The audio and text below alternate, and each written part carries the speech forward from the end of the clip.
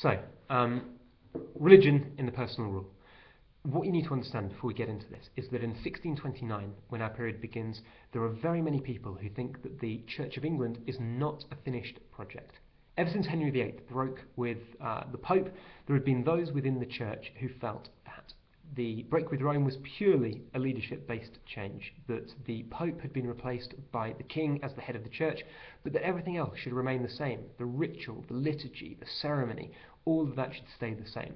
These were known as High Church Anglicans. At the other end of the extreme were those who favoured and liked the reformed churches of Europe, Calvin's work in Geneva.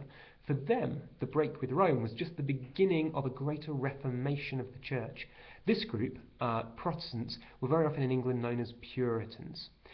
What was interesting was that during the reigns of Elizabeth I from 1558 to 1603, and then James I and VI from 1603 to 1625, these monarchs had taken a canny middle ground. They'd sought to make sure that neither extreme, High Church Anglicanism close to Catholicism, nor radical Protestantism, Puritanism, was seen to be favoured. Instead, a middle ground that accepted elements of both prevailed, and, crucially, both of the extremes, High Church Anglicanism and Low Church Puritanism, were allowed to flourish provided that they didn't interrupt or challenge the mainstream Church of England. In effect, a blind eye was rather turned to people that didn't exactly toe the line, provided they didn't present a threat.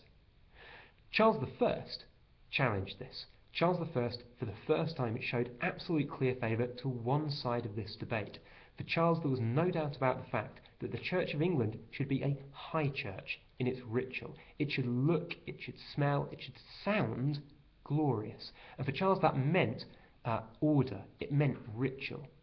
Now, the people that are most associated with this, by the time we get to the early to mid-17th century, are known as Arminians. They're named after a Dutch theologian called Arminius, and he basically had a real problem with the double predestination theology of Calvinism.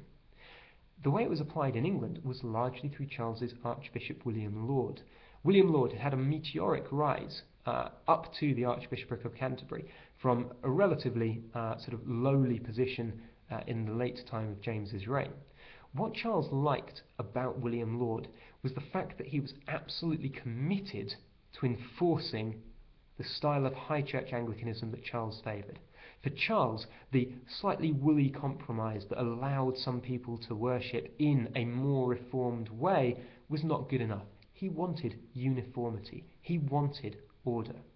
And William Laud was a man that was absolutely willing to impose that. William Laud set about using courts such as the Court of Star Chamber, the Court of High Commission, and his own ecclesiastical court, the Court of the Arches, to enforce a rigid interpretation of the Church, of what the Church of England should be. And as far as Laud was concerned, this was a high church style. It meant that the altar must be railed in at the west end of the church. It meant that the priest must wear certain surplices and vestments. It meant that it must be the approved Book of Common Prayer that was being used. The tolerance that had been shown to slightly different interpretations of what the Church of England might be under James I and VI and under Elizabeth, they were swept away. So why was this so unpopular? Well, of course, this is going to alienate a lot of people who want a more reformed church. The fact of the matter was that Puritanism was a growing and a significant group within England in this time, and the fact that it's being shown a lot less tolerance than previously is very, very unpopular.